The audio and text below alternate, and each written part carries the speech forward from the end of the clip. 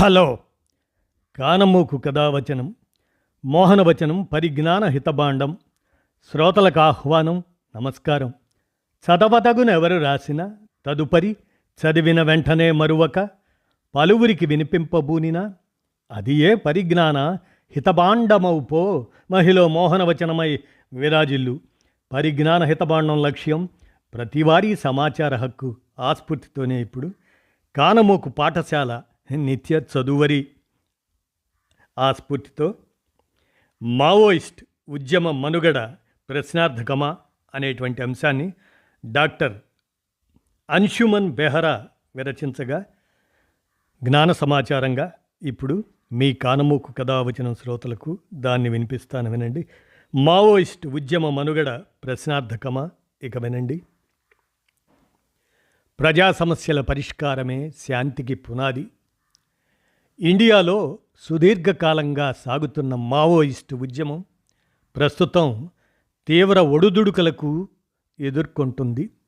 ప్రధాని మోదీ నాయకత్వంలోని భారత ప్రభుత్వం 2026 మార్చి కల్లా దాన్ని తుడిచి పెడుతుంది అని కేంద్ర హోంమంత్రి అమిత్ షా ఇటీవల సంచలన ప్రకటన చేశారు. ఉద్యమం మనుగడ నిజంగానే ప్రశ్నార్థకంగా మారిందా అనేటువంటి అంశాన్ని డాక్టర్ అంశుమన్ బెహ్రా, వీరు associate professor, national institute of advanced studies, వారి విరచిత అంశంగా ఇక ఏడాది కాలంలో మావోయిస్టు హింస వల్ల మరణించిన పౌరులు, భద్రతా సిబ్బంది సంఖ్య 100 కన్నా తక్కువే అని కేంద్ర హోంమంత్రి అమిత్ షా ఇటీవల ప్రకటించారు. హింసా పదాన్ని వీడి అభివృద్ధి బాటలో పురోగమించాలని ఇటీవల తనను కలుసుకున్న 30 మందికి పైగా మాజీ మావోయిస్టులకు ఆయన సూచించారు. ప్రభుత్వానికి లొంగిపోని మావోయిస్టులపై ఉక్కుపాదం మోపుతామని హెచ్చరించారు. గడచిన 10 ఏళ్లలో మావోయిస్టు ఉద్యమాన్ని అణచివేయడానికి కేంద్ర ప్రభుత్వం గట్టి చర్యలు తీసుకుంది. మావోయిస్టుల కార్యకలాపాలను అడ్డుకోవడానికి భారీగా భద్రతా సిబ్బందిని నియోగిస్తుంది.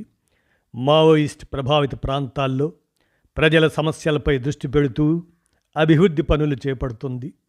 లొంగిపోయిన వారికి పునరావాసం కల్పించి జనజీవన స్రవంతిలోకి తెస్తుంది. స్థానిక ప్రజల హక్కులకు భరోసా ఇవ్వడానికి ప్రభుత్వం ప్రాధాన్యమిస్తుంది. స్థానికుల సమస్యలన్నింటినీ పూర్తి స్థాయిలో పరిష్కరించడానికి ఇవి అక్కరకు వచ్చాయని చెప్పలేకున్నా ఆ ప్రయత్నాలు ప్రభుత్వ పరపతిని కాస్త పెంచాయి అన్నది నిజం. వీటన్నింటి వల్ల మావోయిస్టులు బలహీనపడిన మాట వాస్తవం. మావోయిస్టులపై ఎన్డీఏ ప్రభుత్వం సమాధాన్ పేరిట చేపట్టిన వ్యూహంలో 8 భాగాలున్నాయి. అవి మావోయిస్ట్ కార్యకలాపాల అణచివేతకు సమర్థ నాయకత్వం, పటిష్టమైన సైనిక వ్యూహం, పకడ్బందీ శిక్షణ, కార్యాచరణకు ఉపయోగపడే ఇంటెలిజెన్స్ సమాచార సేకరణ, డాష్బోర్డ్ ఆధారిత కీలక పనితీరు సూచికలు KPI, కీలక ఫలితాల సాధన KRA, అధునాతన సాంకేతికతల వినియోగం. మావోయిస్టు ప్రాబల్య ప్రాంతాలకు విడివిడిగా కార్యాచరణ పథకాలు, మావోయిస్టులకు నిధులు అందకుండా నిలవరించడం, ఇవన్నీ కలిసే సమాధాన్ వ్యూహం రూపుదిద్దుకుంది. గత 10 ఏళ్లలో భద్రతా సిబ్బంది చేతిలో మావోయిస్టులు ఎన్నో ఎదురు దెబ్బలు తిన్నారు. ఇదంతా ప్రభుత్వ వ్యూహ ఫలితమేనని అనుకోవచ్చు. సౌత్ ఏషియా టెర్రరిజం, ఆ పోర్టల్ వివరాల ప్రకారం 2014 నుంచి దేశీయంగా 1700 మంది మావోయిస్టులు హతమయ్యారు. 6487 మంది అరెస్ట్ అయ్యారు. 11413 మంది లొంగిపోయారు. ఛత్తీస్గఢ్ నేడు మావోయిస్టులకు ప్రధాన కేంద్రంగా నిలుస్తున్న సంగతి తెలిసిందే. అక్కడ ప్రభుత్వం పలువురు మావోయిస్టు నాయకులు, కార్యకర్తలను మట్టుపెట్టింది.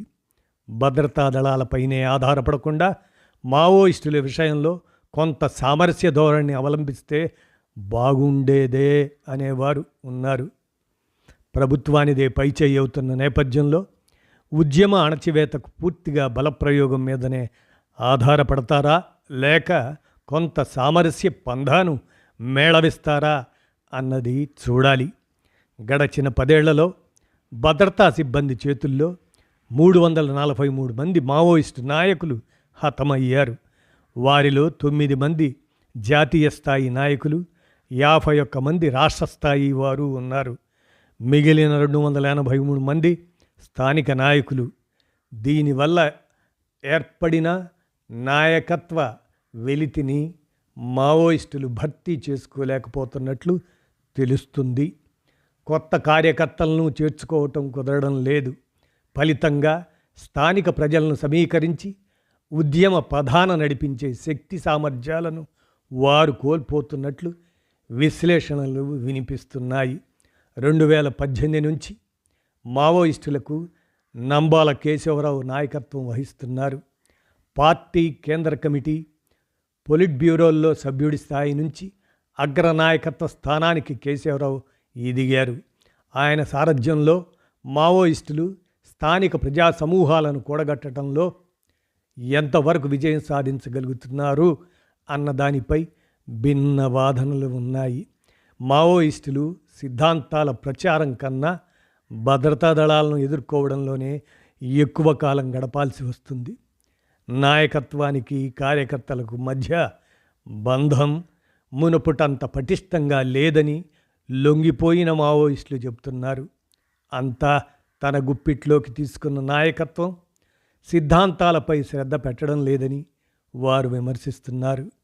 పాలకుల విధానాలు బడుగు వర్గాల సమస్యలను పరిష్కరించడం లేదని, తిరుగుబాటు మార్గంతోనే పేదలకు న్యాయం జరుగుతుంది అన్నది మావోయిస్టుల వాదన. ఇటీవలి కాలంలో ప్రజా సమస్యలపై ప్రభుత్వాలు కాస్త దృష్టి పెడుతూ మావోయిస్టు వాదాన్ని బలహీనపరుస్తూ వచ్చాయి. మావోయిస్టులు చెప్పే సమాజం ఇప్పట్లో ఏర్పడుతుందనే ఆశ ప్రజల్లో సన్నగిల్లుతుండటం వారి వాదాన్ని పలచన చేస్తుంది. మావోయిస్టు ఉద్యమం బలహీనపడటం గమనార్హ పరిణామమే అయినా వారు లేవనెత్తిన ప్రజా సమస్యలు సహేతుకమేనని ఒప్పుకోక తప్పదు. దశాబ్దాల నుంచి పేద ప్రజల కోసం వారు సాయుధ పోరాటం చేస్తూ వచ్చారు. దాని ప్రభావం పలు ప్రాంతాల్లో స్పష్టంగా కనిపిస్తుంది. అదే సమయంలో వారి పోరు పెద్ద సంఖ్యలో ప్రజల్ని నిర్వాసితుల్ని చేసింది. కొన్ని సందర్భాల్లో బడుగు వర్గాల్లోనే చీలిక తెచ్చింది. సామాజిక సమీకరణాలను ప్రభావితం చేసింది. మావోయిస్టు ఉద్యమాన్ని అంతం చేయాలనే లక్ష్య సాధనలో ప్రభుత్వం పూర్తిగా బలప్రయోగం మీదనే ఆధారపడకూడదు. ఉద్యమం తలెత్తడానికి కారణమైన సామాజిక ఆర్థిక సమస్యలను పరిష్కరించడానికి అధిక ప్రాధాన్యం ఇవ్వాలి. రాజ్యంపై సాయుధ పోరు దాని ద్వారా సాధించిందేంటో మావోయిస్టులు కూడా అవలోకనం చేసుకోవాలి. సంప్రదింపులు, సయోధ్య ద్వారా ప్రజా సమస్యల పరిష్కారానికి శ్రద్ధ వహించాలి. ఎడతెగని తిరుగుబాట్ల వల్ల స్థానిక ప్రజా సమూహాలు అన్ని విధాలుగా దెబ్బతింటాయి.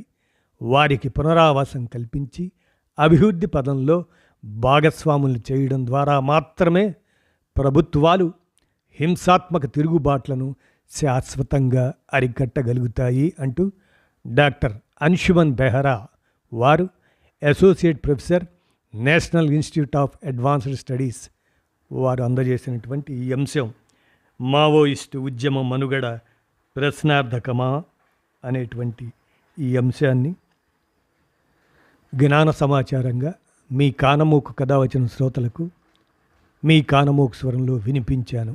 విన్నారుగా, ధన్యవాదాలు.